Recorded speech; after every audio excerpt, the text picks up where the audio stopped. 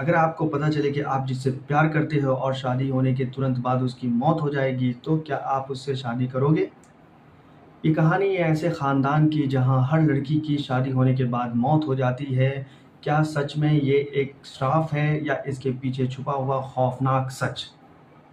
एक शहर में ये दोनों रहते हैं और कंपनी में एक साथ काम करते हैं और धीरे-धीरे दोस्ती प्यार में बदल जाता है। कुछ सालों तक एक दूसरे के साथ रह के अब आपस में डिसाइड करते हैं कि हमें शादी कर लेनी चाहिए और पेरेंट्स से बात करनी चाहिए इसके लिए। लड़का अपने पेरेंट्स से बात करता है और उसके पेरेंट्स बहुत खुश हो जाते हैं और अब लड़की की बारी आती है। लड़की घर में जाती है, डरते-डरते अपने माँ को बताती है कि मुझे एक लड़का पसंद है, वो बहुत ही अच्छा लड़का है, मुझे हमेशा खुश रखेगा। तो माँ बोलती है कि अपने पापा से बात करो। वो बोलती है, मैं कैसे बात करूँ? ऑफ़िस से आने के बाद आराम से बात करेंगे। तो ऑफ़िस से जैसे ही उसके पापा आते हैं तो ये बात बताई जाती है कि एक लड़का है, बहुत ही अच्छा है, ख़ानदान भी उसका बहुत अच्छा है, तो हमारी बेटी के लिए कैसा रहेगा रिश्ता? ये सुनते ही उसके पापा के चेहरे का एक्सप्रेशन बिल्कुल ही बदल जाता है। ऐसा लगता है जैसे कोई बैड न्यूज़ सुना दी गई हो। वो लोग पूछते हैं कि आप ऐसा रिएक्ट क्यों कर रहे हैं? क्या कोई प्रॉब्लम है क्या? वो कोई जवाब देते नहीं हैं, पानी पीते हैं और उसके बाद वहाँ से चले जाते हैं। लड़की यहाँ पे नाराज़ हो जाती है कि क्या बात है, पापा को कोई तकलीफ़ है या कोई प्रॉब्लम है?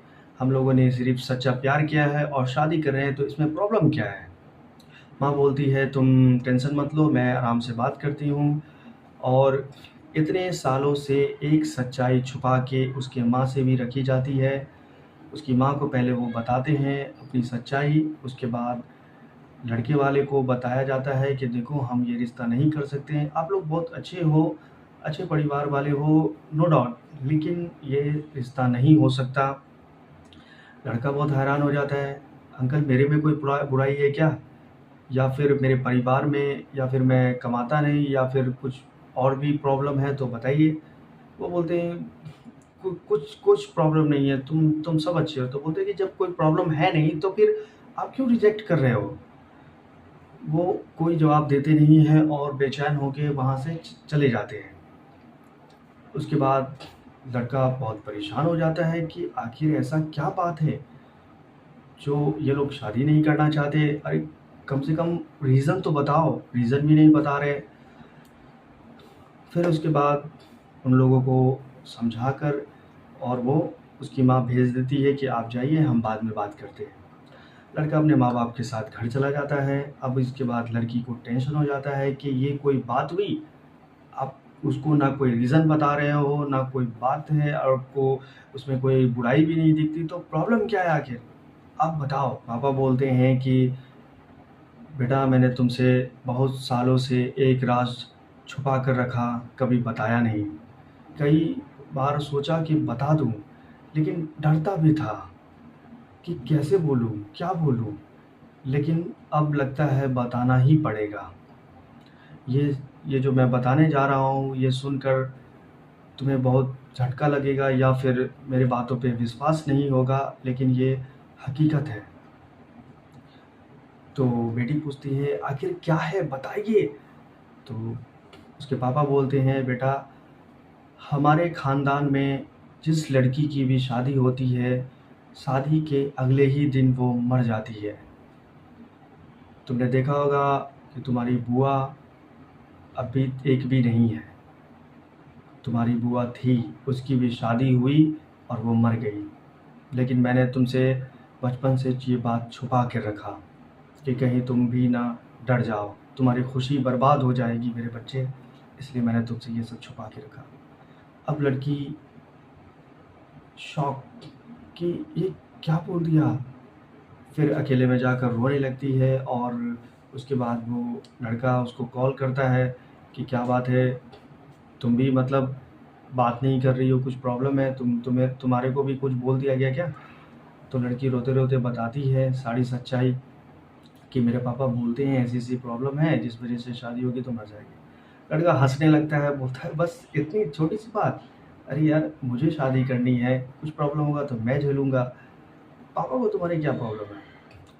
फिर वो बोलते हैं कि पता नहीं क्या है, तो बोलते हैं कि ये सब अंधविश्वास है, तुम अभी 2025 की लाइफ में जी रही हो और तुम पुरानी बातों को लेकर बैठी हुई हो। क्या तुम भी यार पढ़ी लिखी हो, फिर भी तुम मतलब, तो वो लड़की बोलती है मैं विश्वास नहीं करती, लेकिन जिस हिसाब से वो बोल रहे थे तो मुझे लगा कि 100% सच ही होगा। फिर उसके बाद वो दोनों चुपके से मंदिर में जाकर शादी कर लेते हैं। शादी कर लेने के बाद जैसे ही वो मंदिर से निकलते हैं, एक गाड़ी आती है और जैसे ही उड़ाने वाली रहती है, लड़का उसे खींच लेता है। वहाँ पे वो बच जाती है। इसके बाद इन दोनों के अंदर डर आ जाता है कि नहीं, ये बात सच है, हकीकत है।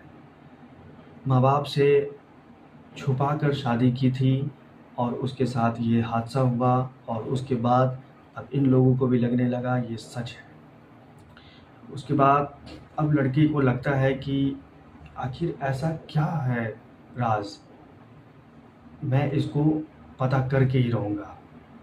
उसके बाद अपने ससुर के गांव जाता है ये, और उस गांव में पता करता है तो मालूम चलता है कि इसके ससुर के मतलब लड़की के जो पापा के ख़ानदान में जो थे ना, ये लोग राजा महाराजा के ख़ानदान से बिलोंग करते हैं।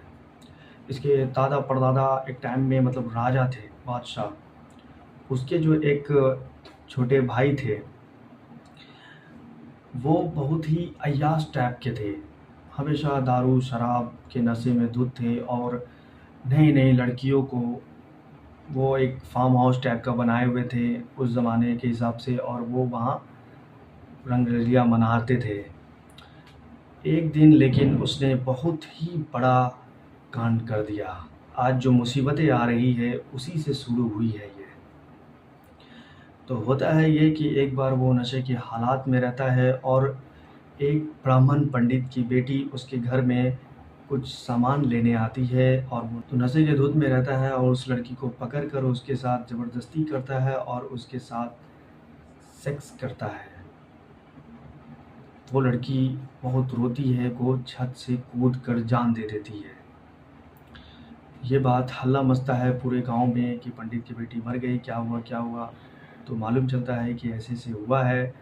उसके बाद पंडित जो कि ब्राह्मण ख़ानदान से था, वो जिस तरीके से तूने मेरी बच्ची के साथ किया और मेरी बच्ची आज मेरे मुझसे जुदा हो गई, तू भी अपनी बेटी के लिए तरसेगा, और सिर्फ आज के लिए नहीं, तेरे पीढ़ी में जितनी भी लड़कियां आएगी वो सब मर जाएगी, शादी का भोग कभी नहीं देख पाएगी। दरअसल क्या है ना कि पंडित की जो बेटी थी उसका रिश्ता फिक्स था। कुछ दिनों में उसकी शादी होने वाली थी, और वो कुछ सामान लेने गई थी उस महल में, और उसके साथ ऐसा कर दिया, और उसके बाद वो मर गई। इसलिए उसको बहुत ज़्यादा गुस्सा आया और उसने ये श्राप दिया।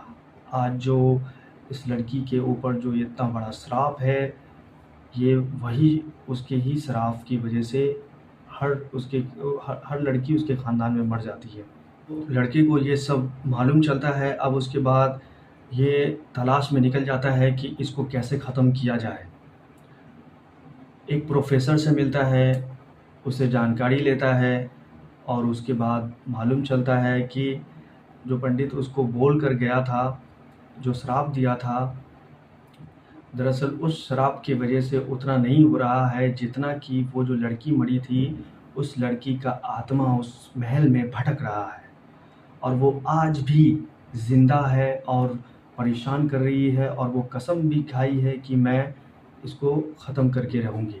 प्रोफेसर एक पंडित से मिलाता है और वो बताते हैं कि ये लड़की का आत्मा भटक रहा है, जिस वजह से इसके ऊपर जो श्राप है ये ख़त्म नहीं होगा, लेकिन इसका श्राद्ध कर दिया जाए और इसके राख को गंगा में बहा दिया जाए, तो फिर सारा श्राप जो भी है वो ख़त्म हो जाएगा, उसको मुक्ति मिल जाएगी।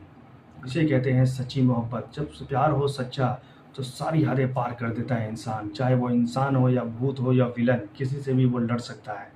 में उसे मालूम चलता है कि एक मटके में उसके राख को उसके बाबा ने छुपा के रख दिया था।